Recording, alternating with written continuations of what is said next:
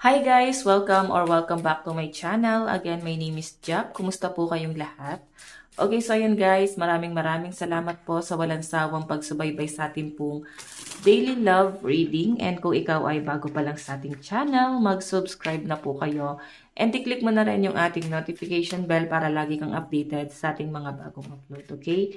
So ayun guys, sa mga interesado naman sa ating private reading, iiwan ko na lang po yung link ng aking Facebook sa ating pong description box below, okay? So yun guys, sa mga naghahanap naman ng ating single sign, ina-upload po natin yan sa kabilang channel, sa Jade Diaries. Ayan, puro single sign na yung inaano ko doon. Individual sign na yung ina-upload ko doon, no? Hindi na tayo yung parang elemental. Okay? So, ayan. Tignan natin guys, kanino bang love reading yung masasagap natin ngayon? Okay, kanino ba itong love reading? Spirit guide. Kanino po itong love reading? So, meron tayong Two of Pentacles. Okay, parang nakikita ko dito guys, medyo napanghihinaan ng loob itong person mo. Parang wala siyang lakas ng loob. And ang pinapakita sa akin dito guys, pwedeng may mga pinapriority siya, no? Like, ang nagiging conflict mo dito is pwedeng marami siyang responsibility, medyo nape-pressure siya guys, baka breadwinner tong person na to. Two of Pentacles, hindi niya guys kaya panindigan pa yung relationship niyo kasi nape-pressure siya ng family niya, and nakikita ko rin dito guys na parang hindi ka rin niya guys kayang parang tapatan kung ano man yung nabibigay mo sa relationship niyo. Parang hindi niya kayang tumbasan yon kasi medyo gipet, no? Medyo nadadown tong person na to kasi nakatingin siya sa pentacles niya. Medyo maliit din yung tingin niya sa sarili niya. Masyado niyang dinedegrade yung sarili niya. Okay. Tingnan natin.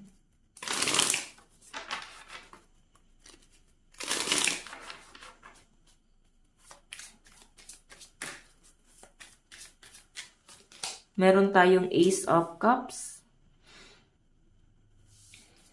Mahal na mahal ka na tong taong to. Yun nga lang guys. Parang kailangan daw muna niyang unahin yung mga responsibility niya. Kailangan niya munang unahin yung mga mahalaga muna sa ngayon. Kumbaga, once na masettle niya na muna tong family niya or kung sino man yung umaasa sa kanya is saka na siya guys mas makakahinga ng mahinahon. Kasi hanggang ngayon guys, mas pinagtutuunan pa rin ng pansin ng person mo yung mga responsibilidad niya. Ayan. Tignan natin.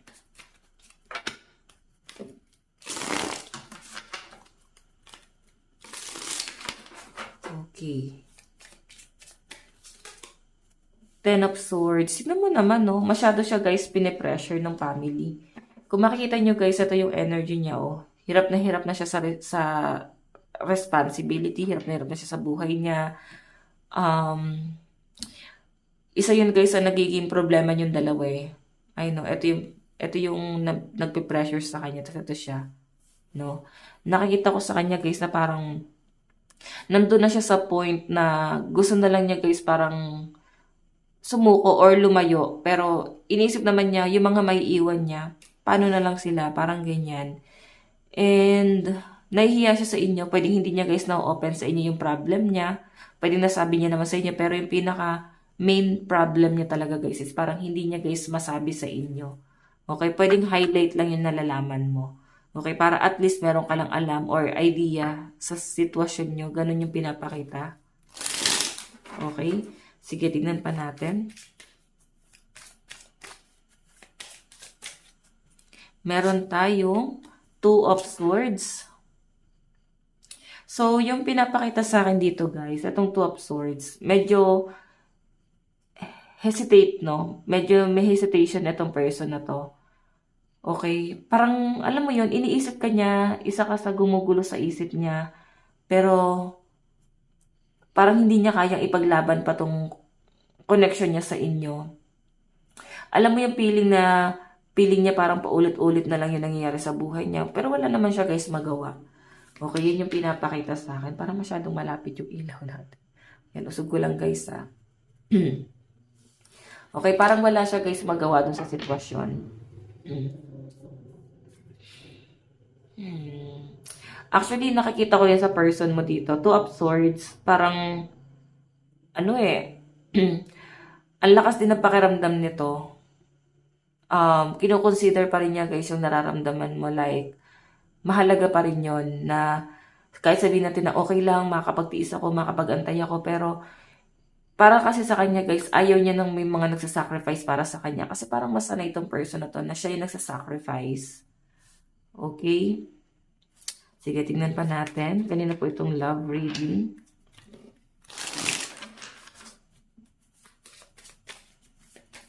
Kanina itong love reading.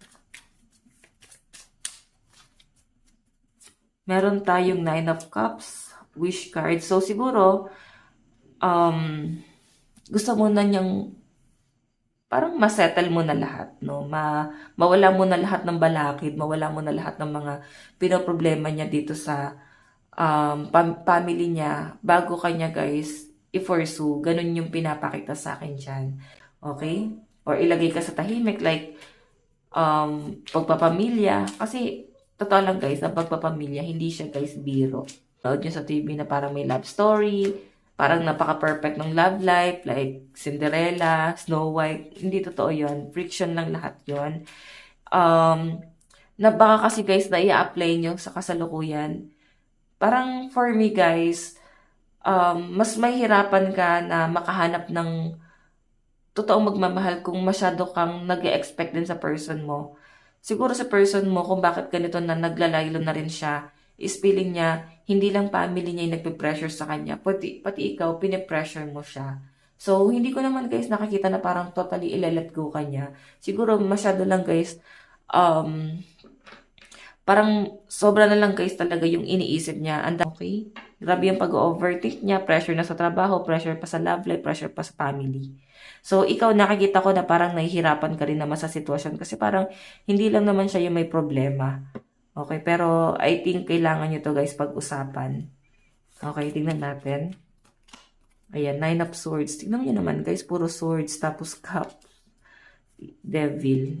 May humahad lang pa sa relasyon yung dalawa. Kumbaga may kontrabida. Ganun yung pinapakita sa akin. Kung bakit mabagal mag-decide yung person mo. Kasi may kumukontra dito sa connection nyo. Okay, parang may pumipigil or siya yung nagiging dahilan kung bakit yung person mo nag-aalangan dito sa connection yung dalawa. Okay, so yan malakas po ang Earth sign, Capricorn, Taurus, Virgo, Aquarius, Gemini, Libra, and Water sign, Cancer, Pisces, Scorpio. So titignan pa natin guys ano yung nararamdaman ni person. Okay, wait lang guys. Ano yung nararamdaman ng person mo sa'yo?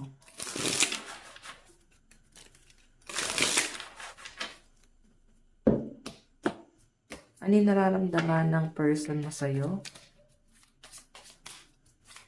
Nararamdaman ni person sa'yo? Meron tayong Seven of Swords. So, eto guys feeling niya kasi, kung ipo-pursue ka niya, ang tingin sa kanya ng ibang tao, or yung judgment sa kanya ng ibang tao patungkol sa connection niya, is parang tinitake advantage ka niya. Ayan niya guys na mag-isip sa kanya ibang tao ng ganito, na parang iti-take advantage ka. Nararamdaman sa'yo. Page of Coins. Tignan mo naman. Medyo nakakaluha yung energy ni person. Kasi tignan mo naman. Yung page kasi is parang nagsisimula pa lang or sobrang liit. Then coins. Parang sinasabi niya na ito lang may offer ko sa'yo. Okay lang ba? Ito lang yung meron ako. Parang hiyang-hiya siya sa'yo sa kung ano man yung sitwasyon niya sa family niya, relationship niya sa family niya, kung ano lang yung kaya niya guys na ibigay dito sa relationship nyo. So, nandun sa point na parang nahihiya siya sa inyo. Okay? Tingnan pa natin, nararamdaman sa'yo.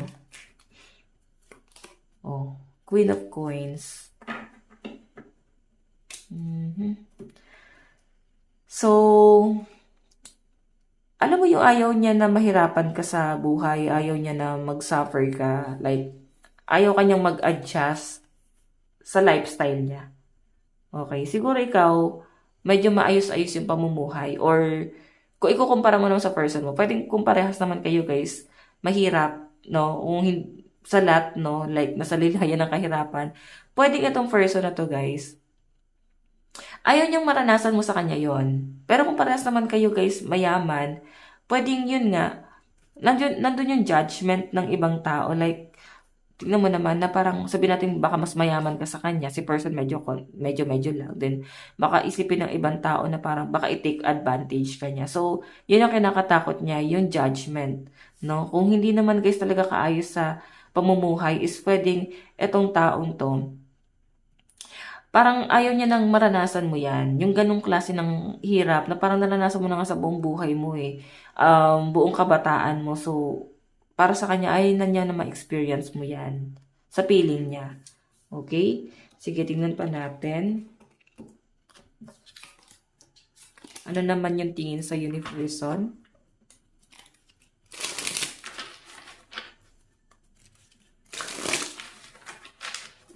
Ano naman yung tingin sa'yo ng person mo?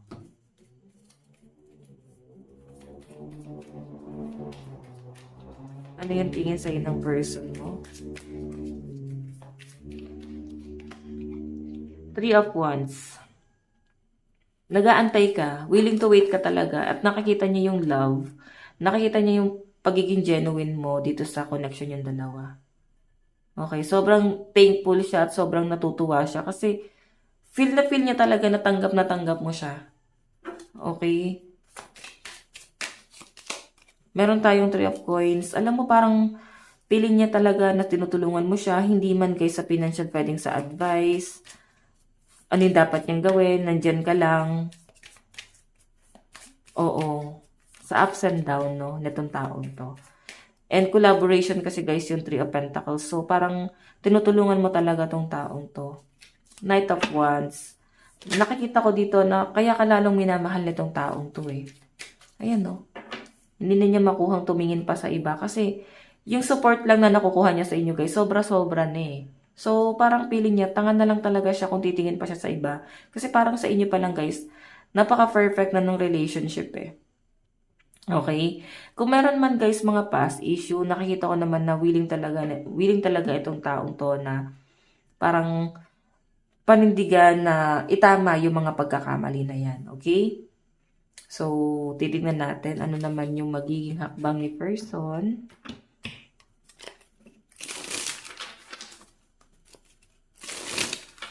Okay, ano naman yung magiging action ng person mo? Ano yung magiging action ni person mo? Meron tayong King of Wands. Naku, alam nyo guys, itong si King of Wands, passionate yan. Nandun yung love. Oo, sobrang mahal na mahal ka nitong tao to. At saka gustong-gusto ka niya talagang i-pursue. Yun nga lang guys, ayaw ka pa niyang ilagay doon sa higher commitment. Gusto niya lang na parang ganito muna yung connection nyo. Kasi, feeling niya kulang pa siya. Okay? Tingnan natin. Meron tayong the Sun. Meron tayong 8 of Cups. So, yung action nyo guys, tignan mo, may pagtalikod pa rin. So, mahal ka nitong taong to, pero hindi ibig sabihin kayo sa tinatalikuran ka niya or binabaliwala ka niya or sabihin hindi ka niya masyadong kinakausap. Hindi ibig sabihin nun is hindi ka na niya mahal. So, kung makita nyo guys, sa 8 of Cups, ito yung tipo ng tao na nandun yung love, pero wala siyang choice kundi tumalikod dun sa sitwasyon. Pwedeng kung bakit guys, tumatalikod, hindi dahil nanawa na sa inyo, pwedeng dahil sa sitwasyon lang yan guys. Okay, so yung action niya guys, mahal ka pa rin nito, pero the Sun kasi nandito, gusto niya muna guys ma-achieve yung mga goal niya sa buhay. Ayun. Parang ayaw kanyang mag-antay ng matagal, so parang nagmamadali na siya guys na papatunayan din yung sarili niya dito. Okay? Para sa inyo naman guys, yung ginagawa niya at sa bubuin yung family. Parang ganyan. Okay, so tingnan natin ano yung magiging outcome. Meron tayong death. O, diba? Ending and new beginning to guys. And mas titindi yung pagmamahal sa inyo nitong taong to. And the High Priestess. Gandang-ganda sa inyo yung person mo. Mahal na mahal ka nitong person na to guys. Okay, ganun yung pinapakita sa akin. Si High Priestess eh. Nakikita ko rito guys yung pagiging genuine nitong taong to sa'yo. Pagiging faithful. Ito yung energy mo. Oh. So, magiging kampante ka talaga sa taong to kahit malayo siya. Ramdam mo yung pagiging kampante mo talaga sa kanya. Okay, sige, tignan natin guys. Kanino yung mga zodiac sign? Ano yung mga zodiac sign dito sa side ni person? Okay. Meron tayong Capricorn, Sagittarius, Leo, Libra, Scorpio, Virgo. Okay? Okay, isa pa. Ulit lang. Okay. Meron tayong Virgo, Cancer, Aries, Leo, Gemini, Taurus. Sa side ni person. Okay? Tignan naman natin guys, sa side mo, ano yung nararamdaman mo sa person mo. Okay, bakit natin guys binabasa dun sa side mo? Kasi baka hindi ka aware ano ba talaga yung nafe-feel mo sa taong to. May mga ganang scenario. Ano ba yung nararamdaman mo sa taong to? Judgment. Actually, marami ka talagang napupuna sa taong to. Sobra, pero nandun yung naawa ka talaga sa kanya. Yung tipong gustong-gusto mo siyang damayan, tulungan sa kung ano man yung nangyayari sa kanya. Okay, meron tayong the Fool. Ayan, no? And nakikita mo guys na parang ayaw ng person mo na maging malungkot ka. Kaya minsan, pinapatawa ka niya. Ayan, no? Okay, masayahin tong person na to guys. Okay? Kaya parang ang gaan ng pakiramdam mo sa kanya kasi napakamasayahin niya lang. Tingnan pa natin. Meron tayong 8 of Coins. 8 of Coins, nandun yung parang, ramdam mo rin na parang mas siya yung nagpo-provide dun sa relationship. Siguro ayaw niya na ikaw yung gagastos. Okay, yun lang. Parang may conflict dito. Okay.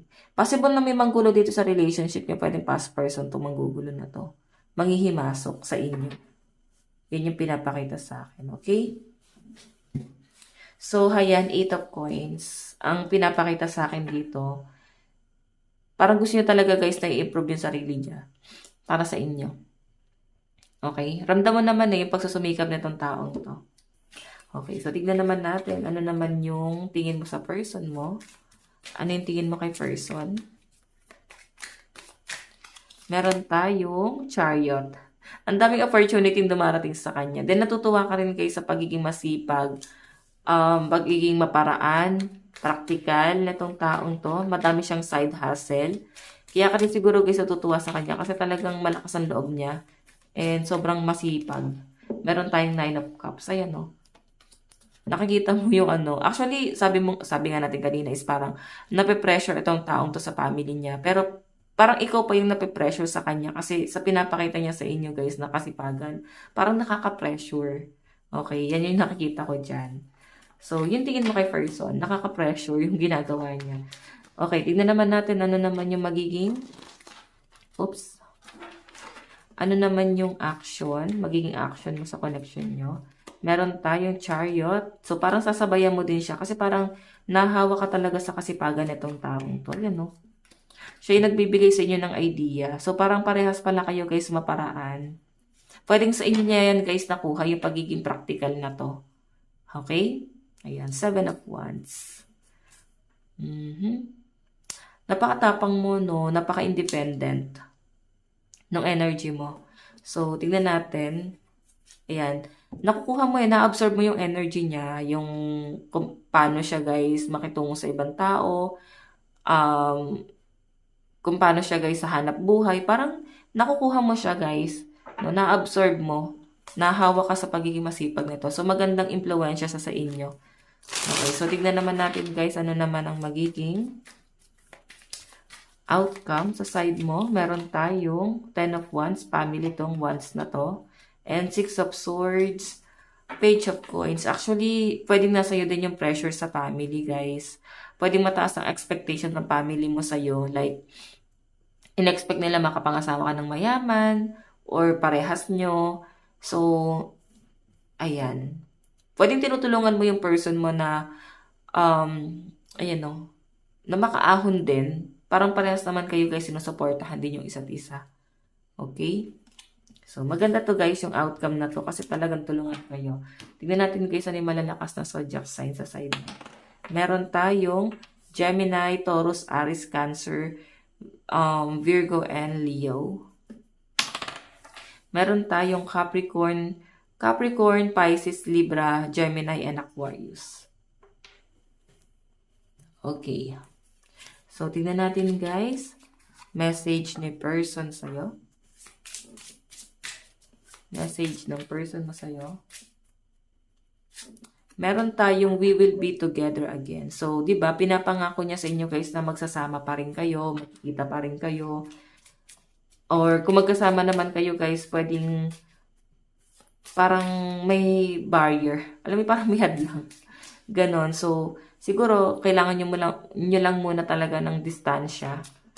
So, tingnan natin. Meron tayong I want to tell you how I feel. Ang dami niya guys gustong ikwento sa inyo. Sobrang excited tong taong to.